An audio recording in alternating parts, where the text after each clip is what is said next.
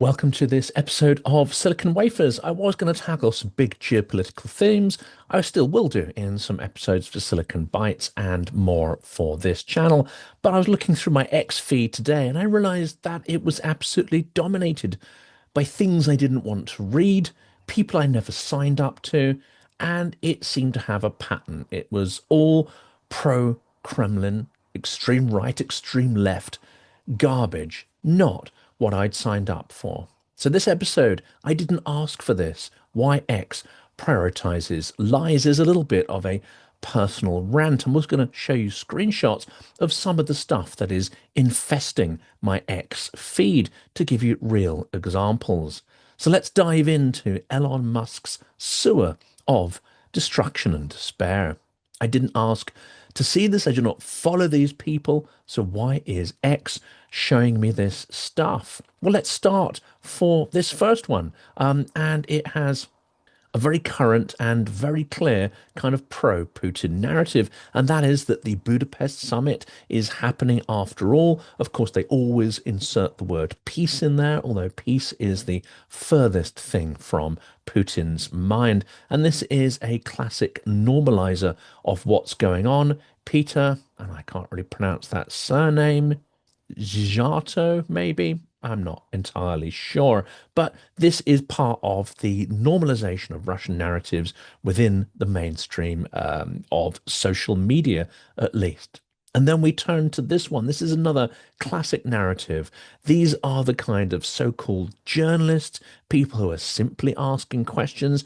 And it also happens usually that they're not just asking questions, they're making statements, and those statements often will align with what the Kremlin wants you to think, what you wants you to believe. And this one, of course, is laying into Giorgia Meloni for not dropping or blocking the transfer of Russian frozen assets, rather their use to provide loans for Ukraine. Now, there are a lot of posts about this theme, and this is also a pattern. When you see a huge glut of posts on a particular theme, whether it be the frozen assets, whether it be the so-called peace summit in Hungary, often these posts will say that actually the Kremlin is not concerned about these things at all. This is not going to hurt Russia. It's only going to hurt yourselves.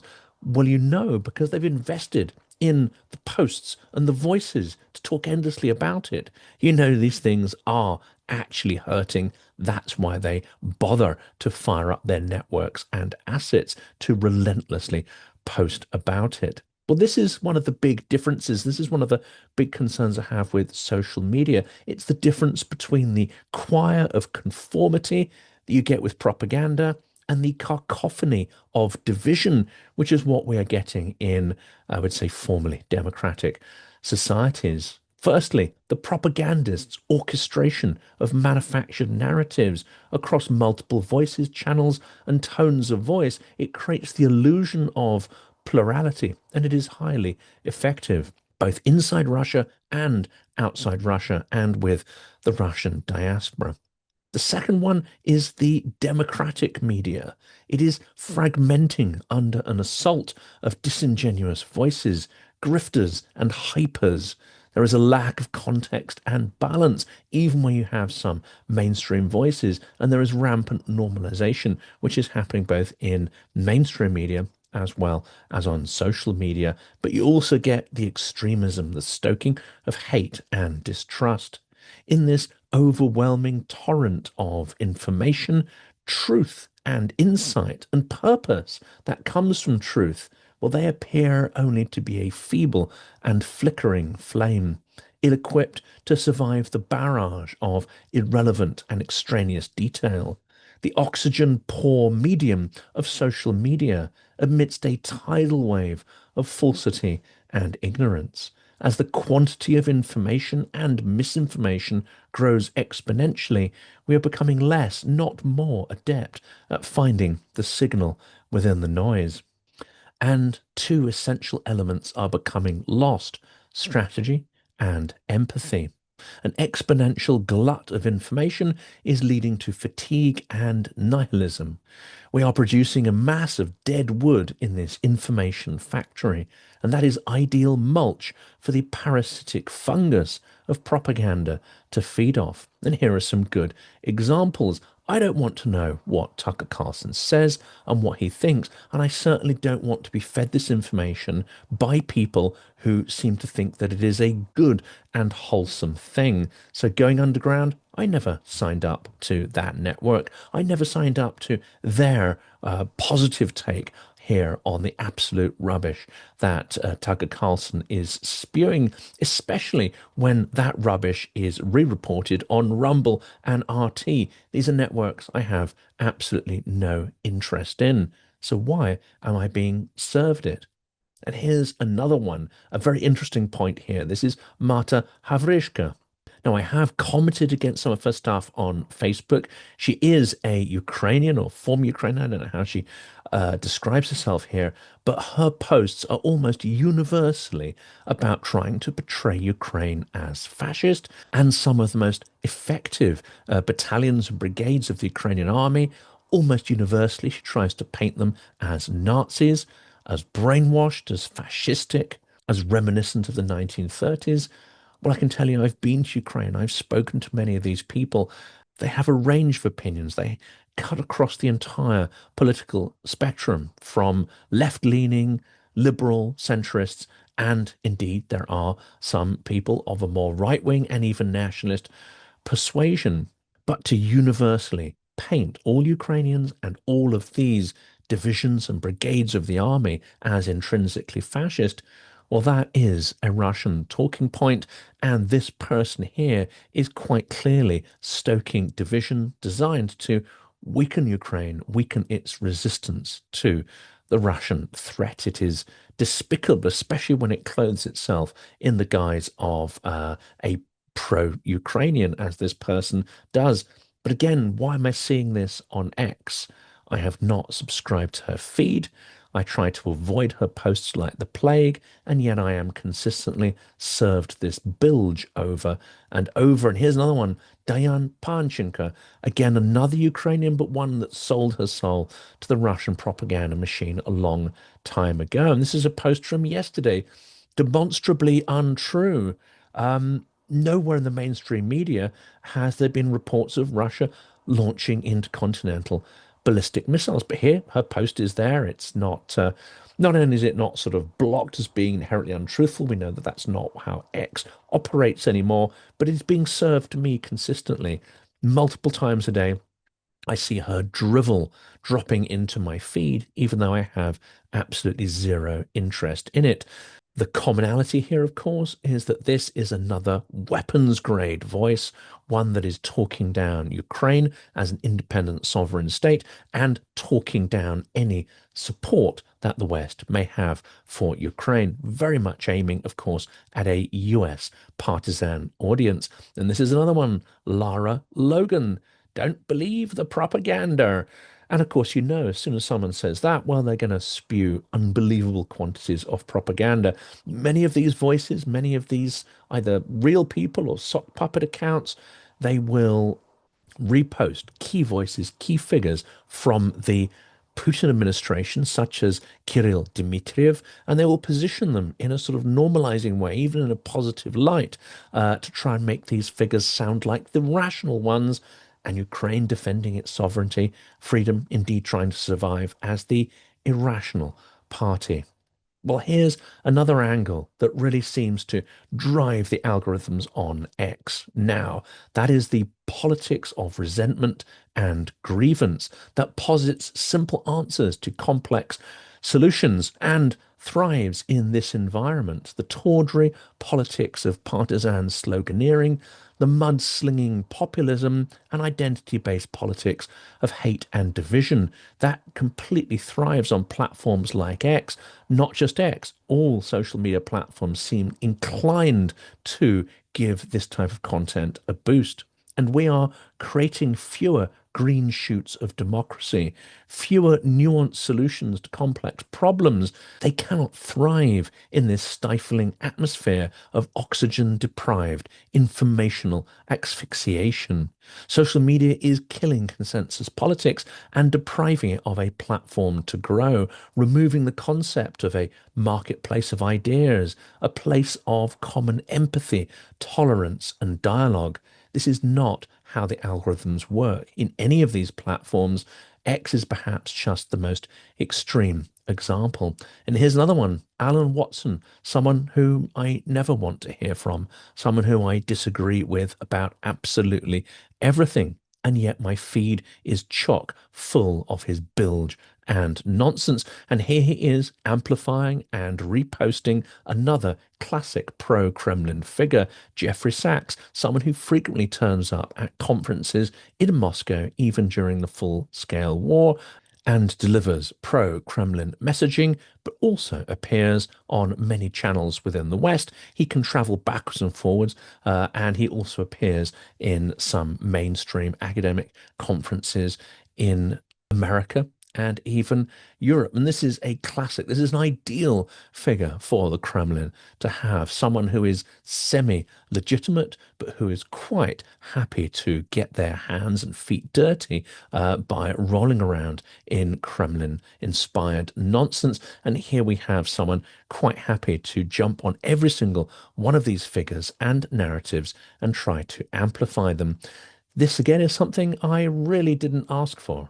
This is Pete Hegseth living his kind of superhero life, flying planes and generally wandering about looking like a complete. Well, if I say what I think here, this video will probably be demonetized. I never want to hear from Graham Allen, and I never want to hear anything about Hegseth and his vapid lunacy. But here we go. Unfortunately, this is injected, pumped into my feed on a daily basis. Then we come to out and out propagandists. Anyone who has a Russian flag in their profile, I know that it's going to fill me with nausea and have me reaching for the bucket. So why? Why is my feed absolutely chock full of people with Russian flags and with pro-Russian nonsense such as this? And this, of course, is the more, I would say, sophisticated type of nonsense that tries to create historical mythologies and appeal to people who actually do some research, actually have an interest in history. This, of course, is a completely spurious history that they're trying to foist upon us here. Nonetheless, there is obviously a huge investment in such people, and they are being amplified on X. So what is my experience on X, or Z channel as it's become? That could equally be called Z, reflecting the fascist symbolism of Russia's invasion of Ukraine. Well, this platform in particular has become an incubator of hate and fear, not only creating bubbles and sustaining divisive left-right bubbles, but ensuring that if you have a moderate centrist tendency, as I do, a liberal persuasion, then your bubble will become infected and overwhelmed by these messages of hate and distrust that are being peddled at the extreme end of both left and right. The algorithm prioritizes clickbait politics and strident voices over the ones that you would normally want to associate with. Moderation is downgraded. Alarmism is upgraded. Here's another example. Thomas Fazzi, someone I absolutely don't want to follow. We're now looking at someone I would guess that is the more left-wing extreme end. By fundamental European values, I assume they mean war. Yeah, of course, because Europe started this war. Nothing to do with Putin, nothing to do with Ukraine. Well, this is the kind of absurd, upside down, day is night kind of nonsense. But my feed is absolutely stuffed with this kind of Orwellian, torturous logic, which I really didn't ask for. And here is another, the full all-you-can-eat buffet of Kremlin lies. Again, it's courtesy of Mr. Alan Watson. Here we have the classic narratives all being regurgitated in one post. Obama's 2014 coup in Kyiv, obviously spelling the name of the city wrong. Toppling the democratically elected government. Well, no, not exactly. NATO armed Ukraine, shelling and sniping ethnic Russians, etc. There are no real ethnic Russians in Donbass. They are Ukrainians who happen to speak Russian. Anyway, there's no point in on this video tackling those kind of tropes and lies. but I'm being served this stuff consistently over and over. If I came to this not having a background in the politics and history, not understanding the nuances of Russian propaganda, I might actually find some of this stuff quite compelling. In fact, if my profile on X, created on 24th of February 2022, is anything to go by, those voices I've chosen to follow, connect with, and try to interact with, experts and activists in the pro-Ukraine space, NATO activists, historians, diplomats, politicians, and scientists, well, I don't get shown these anymore. They barely make it into my feed. There is also compelling evidence that X has re-engineered its algorithm to throttle out any pro-Ukraine voice in any case. And on top of that, all voices of calm reason and factuality are not favored by the algorithm. Rather, it is looking to stoke strong reactions, shock, anger, hate, a sense of injustice and grievance, and ultimately despair.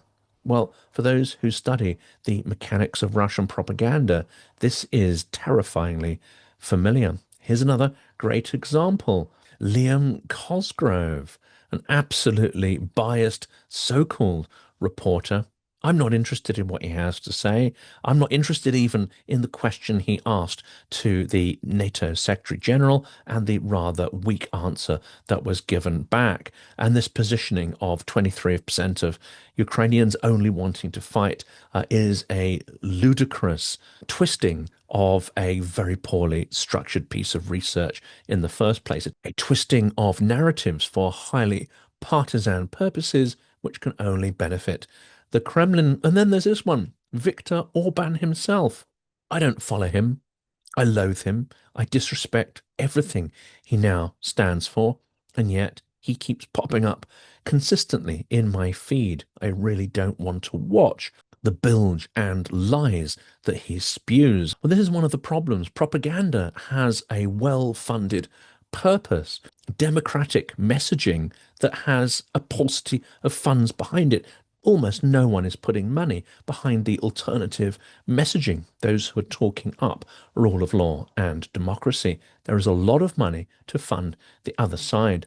Well, well-funded business models that ladder up to a strategic objective versus a fragmenting and failing business models, which is the mainstream Western print media, that have no real end goals in mind beyond survival of their platforms in the moment, that are struggling to make the money that they used to. And so they chase sensationalism, partisan spin, and short-term hits to stay relevant to their audience. This is the world of the traditionally more regulated mainstream print media that everywhere is struggling to find relevance and to make money in the digital world. In the UK, we already had a highly partisan print media industry, but it's been driven to take ever more extreme and divisive stances, especially on issues of domestic politics, to keep its audience engaged. That means it has to tap into either an extreme left or right bias, and then it has to use identity politics to try and engender despair and anger to keep viewers engaged. And of course, that is also translated into social media. The bubble effect that reinforces distrust, headlines that chase disaster and foster a sense of despair. Here are some more examples. I don't want to hear what Russian state media organs have to say. I don't want to hear what the equivalent in the US has to say. I'm not interested in Caroline Leavitt and her blushing, gushing praise for Trump's new dictatorial golden palace. I want more of this. NAFO style cartoons and memes taking the piss out of our adversaries. I love this one. And I want to see less of this.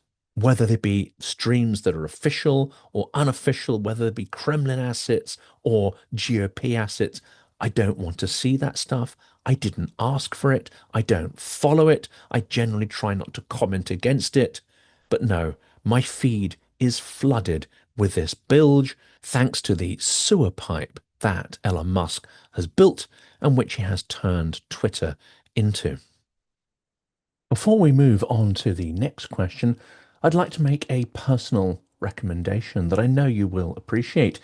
You may have seen my interview last week with the producer of the film series Kyiv of Mine, Ronnie Apteker. Well, I've partnered with them to help raise awareness of what I believe is an important series of films made for a Western audience to help break through absurd stereotypes about Ukraine, some of which, of course, are amplified by Russian propaganda. You can watch these films for free now. Details in a second. Kyiv of Mine is a documentary series about Ukraine's extraordinary capital, which I had the privilege to visit for the first time in January this year. The film production began in 2018, and of course, much has changed since then. It's now 2025, and the story is far from over.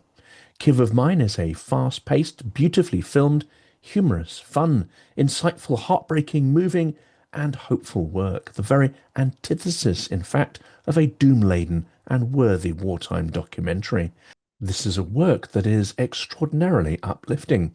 My friend operator Starsky says the film is made with so much love. The film series will make you laugh and cry. It's the only film about Ukraine that began before the war yet has traced lives through the tumultuous times, and which follows the lives of more than a dozen Ukrainians in real time. This is an historic period told through highly personal and emotive stories from Kyiv's days of emerging prosperity after the Maidan Revolution through COVID and the full-scale invasion. This film is a breath of fresh air. Ukraine deserves a better conversation in the world, one that isn't centered around war, says Jolyon Ellis, filmmaker on Kyiv of Mine. It's hard not to argue with that, and the filmmakers have fully delivered on this promise. This is essential watching for anyone who calls themselves pro-Ukrainian, but I think it's also vital to get friends, colleagues, and family to watch it too, because the reality is few people have a vivid impression of Ukraine or any direct connection with its people. War is inhumane and abstract. Building an alternative perception is essential for engaging the world with the importance of Ukraine's struggle. A final word from our partners, the makers of Kyiv of Mine. All three films are now available to watch for free on YouTube. Please check out the links to the dedicated website, which tells you more about the film, its subjects, and the filmmakers. Also in the description is a link to the YouTube channel where you can watch the films now. Do let us know in the comments what you think of them and if they inspire you as much as they have inspired me.